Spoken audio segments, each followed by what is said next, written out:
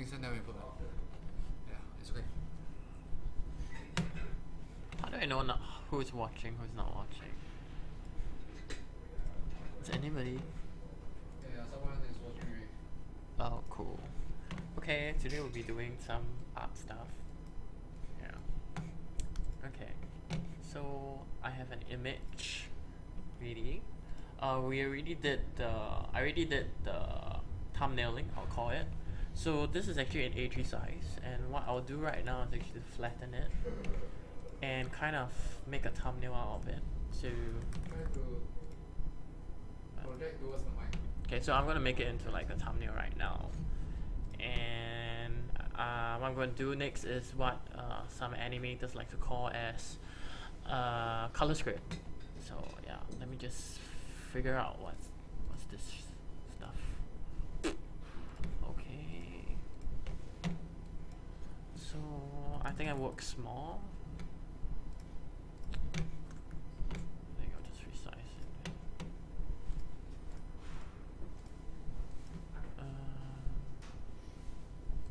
500. So I'm just gonna work small so I can work it fast.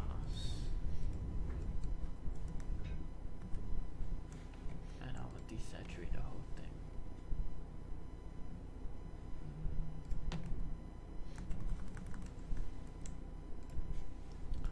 Okay.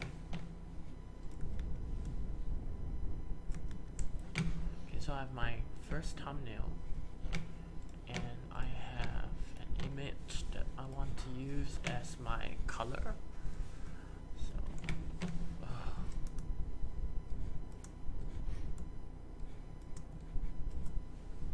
okay.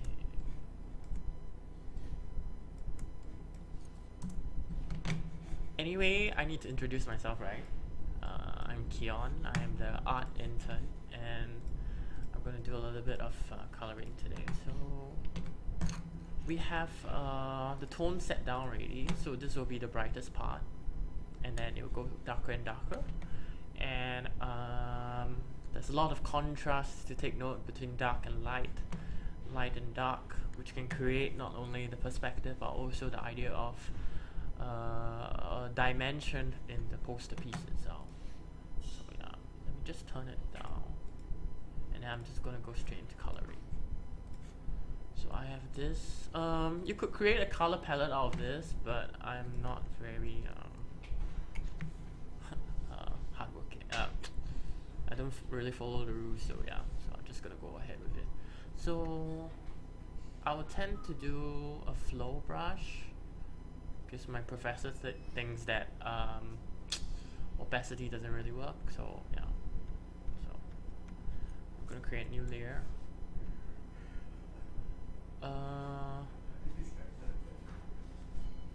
I'm not very comfortable with this computer right now, so I just started using this one. So I have certain shortcuts in my laptop. So yeah, let me try to figure out some of the keys. Alright, so we just go ahead and just color it in. For flow brush is like the amount of ink that comes out from your brush. And yeah, I'm just gonna do a very simple color theory out of this and just go and, you know, just go with it. How do you resize the...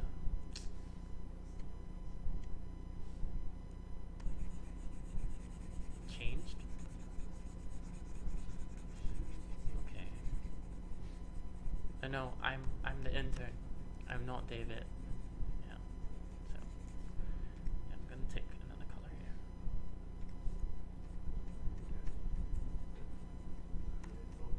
Hey, hi clones. So I'm gonna, as the colors melt together, they have a sort of like facelift. Okay, this is quite weird. I'm gonna make this a little bit more blue because one good thing that you can do when you are doing this kind of thumbnailing or color script is to use this navigator too, because it allows you to see the zoom in or the zoom out view. So yeah,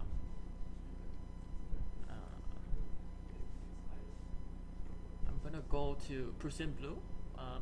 Painters like to call this kind of dark blue that's a little bit more cooler. So cool and warm is also something that if you learn color theory, you will know a little bit about. So I'm trying to go towards the Prussian blue. Because we're gonna create like stars at the end. So yeah, it's a bit purple right now. So let me just get it. Yeah. Okay. So we want that very good contrast for the light scene over here. So we're gonna do. A lot of people think that light is just pure white smack on top, but the truth is that that's not the case. It's more like you have to be aware of the contrast. Light is created more by the contrast between light and dark compared to just smacking one big white slab here. So there is white slab here, but yeah. So I'm just gonna test it out and see how it goes.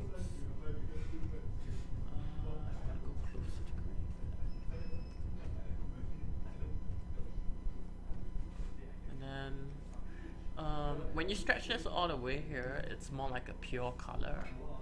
So pure colors are very strong. So you can do a little bit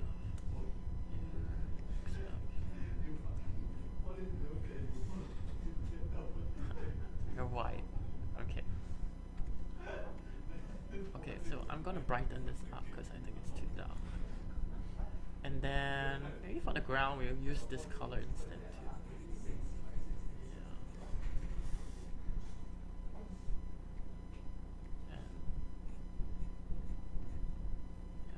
Create that drama here. So I can use a very pure white to kind of create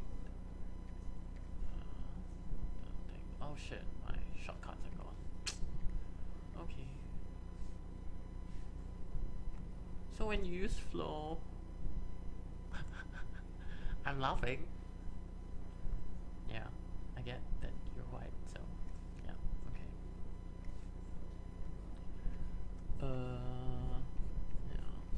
Hey, hi, I'm here. He said you laugh at his jokes, and I don't think I do, so yeah. Oh.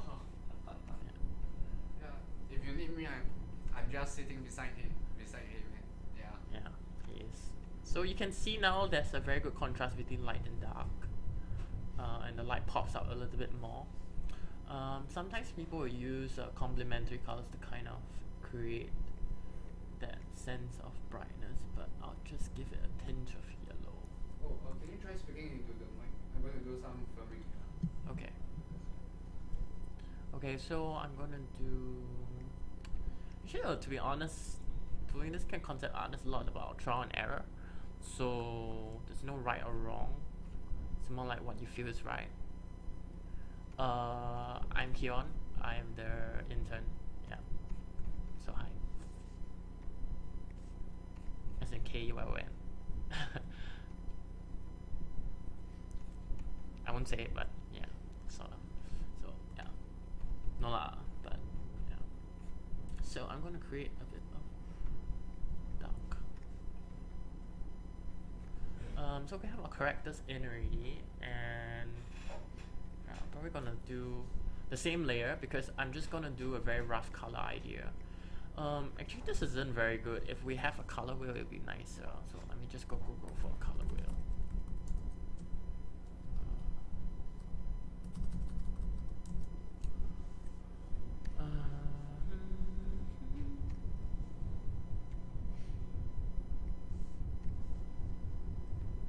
Okay, just use this. Something less complicated. So I have a color wheel here, and I'm just gonna use this color wheel. Okay, so let's see what I can do here. So beat is red, but then under this light he'll be slightly darker, and I would like to push it a bit more towards the blue, so it's a cooler red. Yeah, it's not. Oh, it's too pink. Okay. Yeah, one thing not very good about digital is that some of the colors are a bit too sensitive. So, as in like when you play with the DAL, I don't know how I pronounce that, but yeah, it's a bit more. I think I can give it a bit more red. So actually, what's fun about digital, which is the pro, so that was the con, like when you're shifting it, because when you're doing like mixing and just offline mediums like painting, you tend to play more with the nuances of shades. For digital, it's a little bit harder unless you know the code of it.